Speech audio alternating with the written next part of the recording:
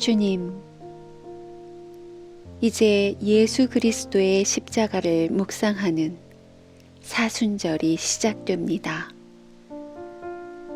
몸과 마음과 삶을 단정히 하고 성도의 삶으로 다시 가다듬어 주님께 더 나아가기를 원합니다. 또한 나 자신뿐만 아니라 신음하는 지구 곳곳의 사태들과 도움이 필요한 영혼들을 외면하지 않고 구제와 중보의 기도로 우리가 할 수 있는 최선의 사랑을 실천하게 하소서. 흙에서 왔으니 흙으로 돌아갈 것이라는 말씀 앞에 우리 삶의 가치를 어느 곳에 두어야 하는지, 순간순간을 어떻게 살아가야 하는지 숙연히 말씀에 비추어 보는 시간 되기를 원합니다. 매일 하느님 나라의 소망을 품으며 깨어 기도하게 하시고 선물로 주시는 오늘을 사랑의 씨앗을 뿌리는 하루로 살아가게 하소서. 사랑으로 우리를 위해 십자가에 달리신 우리 주 예수 그리스도의 이름으로 기도드립니다. 아멘.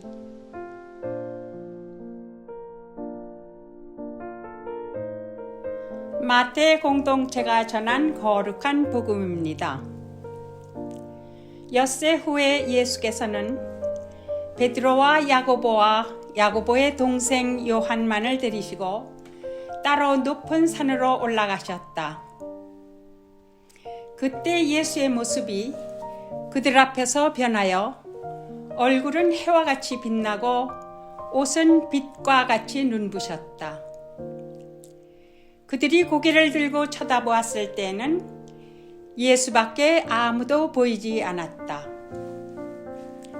주님의 말씀입니다.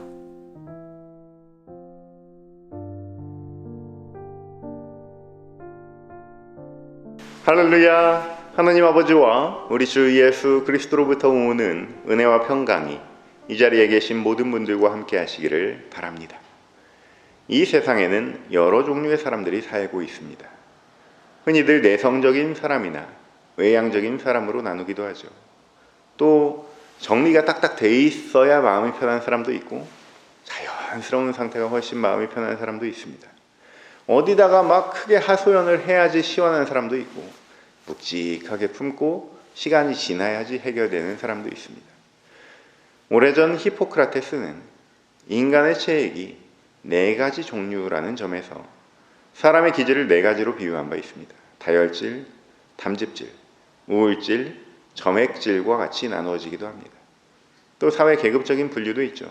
얼마나 많이 갖고 태어났느냐에 따라서 한국에서는 금수저 물고 태어났다 이런 말이 있죠. 어떤 사람은 은수저, 어떤 사람은 흙수저라고 말하기도 합니다. 요즘 어떤 사람들은 아예 나는 수저가 없이 태어났다 이렇게 주장하기도 하는데요. 과학적이지는 않지만 많은 이들이 공감하고 있습니다. 그렇다면 신앙적인 관점에서는 어떤 종류의 사람들이 있을까 한번 들여다봤더니 4가지 종류의 사람들이 신앙의 세계를 구성하고 있는 것을 볼 수 있습니다. 한번 달걀에 비유해봤습니다.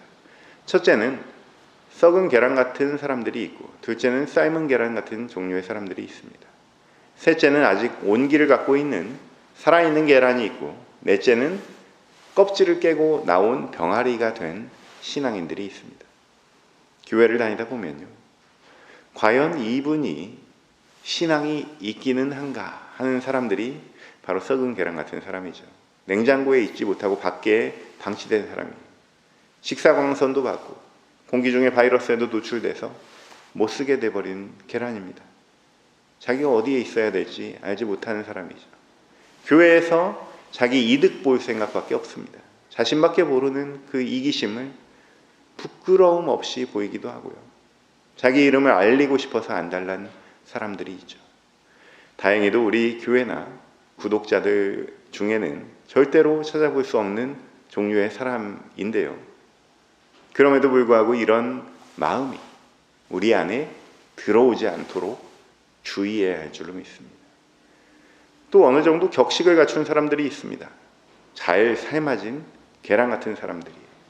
교회의 문화와 격식은 잘 알고 있습니다. 때로 리더십도 발휘합니다. 그런데 진실은 무엇이냐면요, 삶은 계란이 되어버리는 바람에 영영 병아리가 될 운명은 상실했다는 사실을 알지 못하는 사람들이라는 거예요.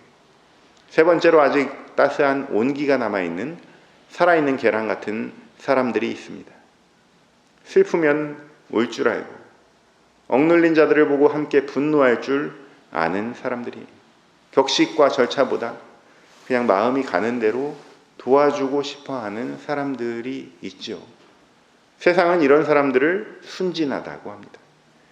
교회에서도 알게 모르게 뭘 모르는 사람 취급을 당하죠. 그러나 마음이 청결하여 하느님을 볼 수 있는 사람들인 줄로 믿습니다.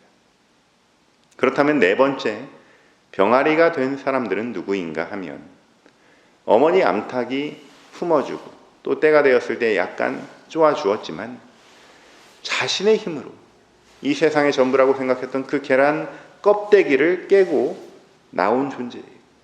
미지의 세계에 대한 신비로 가득 차서 내게 있는 유일한 것, 이 부리로 좀 쪼아 보았더니 거기에 빛이 있더라 하는 신비 체험을 한 사람들이죠. 사랑하는 성도 여러분, 기왕에 한 생 살아가려면 병아리로 부화되시기를 주님의 이름으로 축원합니다. 우리 삶을 둘러싸고 있는 것들이 예수님을 알기 전까지는 우리를 보호하는 것이지만 예수님을 안 다음부터는 빛을 향해 달려가야 될 줄로 믿습니다. 그렇다면 교회는 무엇인가 생각해 보면, 이러한 체온이 남아있는 계란과 같은 순수한 영혼들을 품어서 부화시키는 거룩한 장소라고 할 수 있습니다. 그러나 아쉽게도 어떤 교회는 부화시키는 임무를 할 수가 없어요. 깨달음에 이르게 해야 하는 줄을 모르기 때문입니다. 그런 사명을 감당해야 하는지 애초에 모르고 있는 거예요. 삶을 변화시킨다라는 멋진 구호 아래 딴 생각으로 똘똘 뭉친 인생들이 그리스도의 몸된 교회를 차지하고 있는 그런 장소가 있습니다. 그런 장소는요, 결국에는 달걀을 삶는 냄비로 사용되는 거죠. 아주 교회 생활에 최적화된 포멀한 그리스도인을 양산해냅니다. 부활절이라도 되면 그 계란 껍데기에 그림도 그려주고 옷도 입혀주지만 거기에는 생명도 없고 빛도 없습니다. 2000년 전 유대 땅에는 생명도 없고 빛도 없었습니다. 로마에 저항한 남자들의 시신은 로마 군인들에 의해서 끝도 없이 십자가에 매달렸습니다. 수천 구가 달렸습니다. 민중들의 삶은 썩은 계란처럼 방치되고 밖에 내동댕이 쳐졌습니다. 그 어디도 의지할 데가 없었어요. 종교 지도자들과 바리새인들의 삶은 삶은 달걀 같은 격식에만 치중했습니다. 이 삶이라는 것은 바라보기에 너무 처절했기 때문입니다. 지난 한 주간 싱글맘들에게 렌트비를 1년간 부분 지원하는 일을 위해서 복잡한 작업을 좀 했어요. 지원서를 보고 조정하고 비교 분석하면서 각 사람들의 사연을 살펴봤습니다. 어떤 분은 반지하에 사시는데 홍수가 났어요.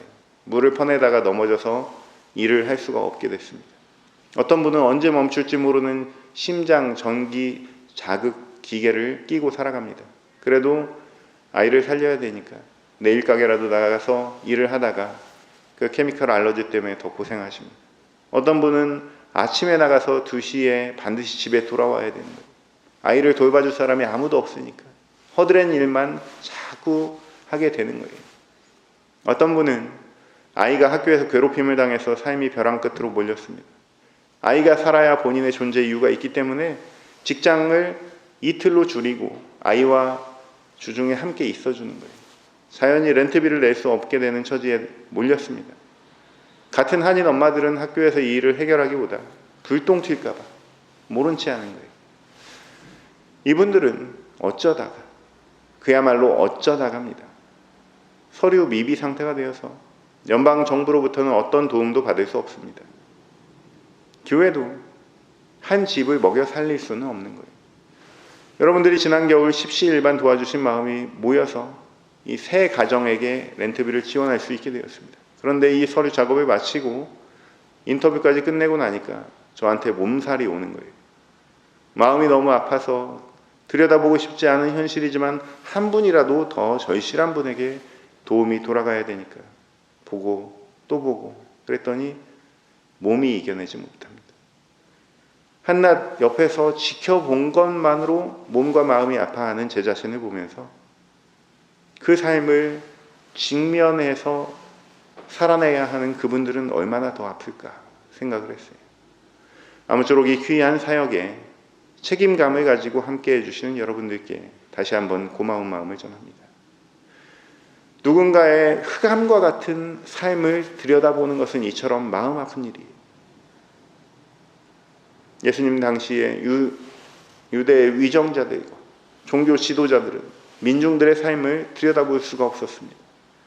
지은 죄도 없이 억울하게 목숨을 잃어가는 동족들을 들여다봐서는 안 됐어요. 그러면 자신의 신분과 지위마저 위태롭게 될 것이 분명하기 때문입니다. 우리도 일제치하를 경험해봐서 알잖아요. 독재 정권을 경험해봐서 알잖아요. 말 못하고 소갈이하는 이민생활 경험해봐서 알잖아요. 아까 싱글맘의 사연처럼 자기 자녀에게 불똥 튈까봐 모른 채 하는 그 학부형들의 이야기가 남의 얘기가 아닐 수도 있습니다. 이때 예수께서 빛으로 유대 땅에 오셨습니다. 쳇바퀴처럼 굴러가는 이 삶의 껍데기를 벗겨주시고 상식으로는 이해가 안 가는 말씀들을 하시더니 병자들을 고치시고 바리새인들을 망신 주시기 시작하십니다. 그렇게 3년의 공생애를 살아가시던 중에 어느 날이 1절 말씀입니다. 예수께서는 이 베드로와 야고보와 야고보의 동생 요한만을 데리고 따로 높은 산으로 올라가셨다. 지금까지 예수께서는 군중들을 뒤로하고 제자들에게만 산상수훈을 말씀하셨는데 오늘은 그 제자들 중에서도 특별히 3명의 제자에게만 기회를 주시는 거예요. 2절 말씀입니다. 그때 예수의 모습이 그들 앞에서 변하여 얼굴은 해와 같이 빛나고 옷은 빛과 같이 눈부셨다. 제자들에게 빛이 비춰지는 순간입니다. 그들도 예수를 따르는 이들이었지만 자신들의 삶을 구성하는 이 계란 껍데기 같은 세상이 전부인 줄만 알았던 사람들일 뿐입니다. 이들은 다행히 썩은 계란도 아니었고 기존 종교 시스템에서 자기도 모르게 이 점점 담겨 있다가 삶아진 그런 계란도 아니었습니다. 혼이 살아있는 이 살아있는 계란 같은 이 사람들에게 어느 날 어머니 암탉과 같은 도움으로 자신의 전부인 세계가 붕괴되는 경험을 하게 되는 거예요. 여러분은 이런 우리 인생을 트루먼 쇼라는 영화를 통해서 간접적으로 지켜보고 경험해보고 생각해 보신 바가 있었을 것입니다. 줄탁동시라는 말이 있습니다. 줄은 병아리가 안쪽에서 계란 껍데기를 빤다는 뜻이에요. 탁은 암탉이 바깥쪽에서 계란 껍데기를 쫀다는 뜻이에요. 절대 암탉이 바깥에서 먼저 쪼아주지 않습니다. 이 일은 동시에 일어나는 거예요. 거기에 생명의 신비가 있습니다. 칠흑 같은 세상을 살아가던 제자들에게 빛이 비춰진 순간, 우리가 알던 랍비 예수가 아니라 하느님의 아들이신 예수께서 온몸이 변화하신 모습을 보이신 그 순간을 제자들이 경험하고 있는 장면입니다. 살려고 예수님이 주시는 말씀의 젖을 먹고 있었을 뿐인데 그렇게 말씀이신 예수, 빛이신 예수와 동행했을 뿐인데 그것이 병아리로 치면 자신을 둘러싸고 있는 벽을 핥고 있었던 그런 행동이었습니다. 예수의 신비는 어느 날 호련히 우리에게 다가오지 않습니다. 우리가 핥아야 돼요. 우리가 빨아야 돼요. 살려고 말씀을 먹어야 돼요. 우리가 팬데믹 가운데 감사할 수 있는 부분 중에 하나는 지난 3년간 공동체 성서 읽기를 통해서 말씀을 사모하는 공동체가 됐다는 부분이 있습니다. 이제 사모하는 마음이 더 강해져서 올해는 이번 주 수요일부터 시작되는 이 사순절에 요한 세바스찬 바흐의 마태순환곡을 은혜롭게 함께 감상하면서 40일간 예수의 순환 여정에 참여할 거예요. 원하시는 분들은 저에게 메시지를 보내주셔서 의사를 표현해 주시면 됩니다. 낮 12시에 사순절 묵상을 40일간 함께 할 텐데요. 타 지역의 한 작은 교회도 함께 하겠다고 연락이 왔습니다. 말씀 묵상을 향한 이러한 열정 위에 하늘의 복된 것과 땅의 기름진 축복이 더해 주시기를 주님의 이름으로 축원합니다. 말씀의 여정이라는 것이요, 이렇게 점점 확장되고 함께 걷는 이들이 많아지는 것은 감사한 일이에요. 우리도 욕심을 더 내야 됩니다. 매일 듣는 말씀에 만족하지 마시고 붙잡아야 됩니다. 장로님이 매주 공동관심사 안내해 주실 때 말씀해 주시듯이 다음 주일 설교 본문이 주보에 나와 있으면 몇 번이고 읽어보고 오셔야 돼요. 그러면 뭔가 또 다른 은혜의 세계를 경험하게 되는 거예요. 그런 부단한 몸부림이 있을 때, 순수함을 겸비한 영혼으로 살려고 발버둥 칠 때 예수께서는 당신의 변모로 새 빛을 우리에게 보여주시는 줄로 믿습니다. 우리가 알던 세계가 아닌 새로운 세계를 경험하게 될 줄로 믿습니다. 그러한 몸부림으로 예수 앞에 선 사람들은 결국 줄탁 동시의 은혜로 계란에서 병아리로 변모하게 된 줄로 믿습니다. 병아리가 태어났을 때를 상상해 보십시오. 눈앞에 누가 있겠습니까? 어머니, 암탉이 보입니다. 변모하신 예수님 앞에 선 제자들의 눈에는 무엇이 보이겠습니까? 오늘 본문 8절입니다. 그들이 고개를 들고 쳐다보았을 때는 예수밖에 아무도 보이지 않았다. 할렐루야. 많은 그리스도인들이 착각하는 욕망이 있습니다. 나도 예수님처럼 변화되어서 세상에 빛이 되어야 되겠다. 빛으로 세상을 비춰야겠다 하는 욕망이에요. 예수님께서 너희는 세상의 빛이라고 말씀하셨기 때문입니다. 그러나 예수님이 말씀하신 것은요, 남의 선망의 대상이 되라는 것이 아니에요. 높은 고지에 올라가서 남들에게 선한 영향력을 미치라는 것이 아니에요. 빛처럼 내 자신을 태울 수 있는 존재가 되라는 말입니다. 환하게 변모하신 예수 앞에서 우리가 해야 할 일은 예수님 따라가는 거예요. 예수님만 바라보는 거예요. 예수의 인생은 우리가 들여다보기에 너무 처참합니다. 이제 순환절이 시작됩니다. 그러나 그 아프심이, 그 고통이 어디에서 연원한 것인지 우리가 함께 동행하며 돌아보기를 원합니다. 왜냐하면 알을 깨고 나와보니까 우리 앞에 예수님께서 계셨기 때문입니다. 우리는 너무 자주 예수님을 바라보지 못합니다. 원수 생각에 꽂혀 있습니다. 미운 사람만 자꾸 생각납니다. 또 부활시키는 교회 건물 생각, 목사님 생각, 아니에요. 예수님 생각하셔야 됩니다. 오직 주님만 바라보고 또 바라보는 가운데 여러분의 인생이 빛으로 변화되는 놀라운 경험을 하시기를 주님의 이름으로 축원합니다. 모든 지각 위에 뛰어난 하나님의 평강이 그리스도 예수 안에서 너희 마음과 생각을 지키시리라.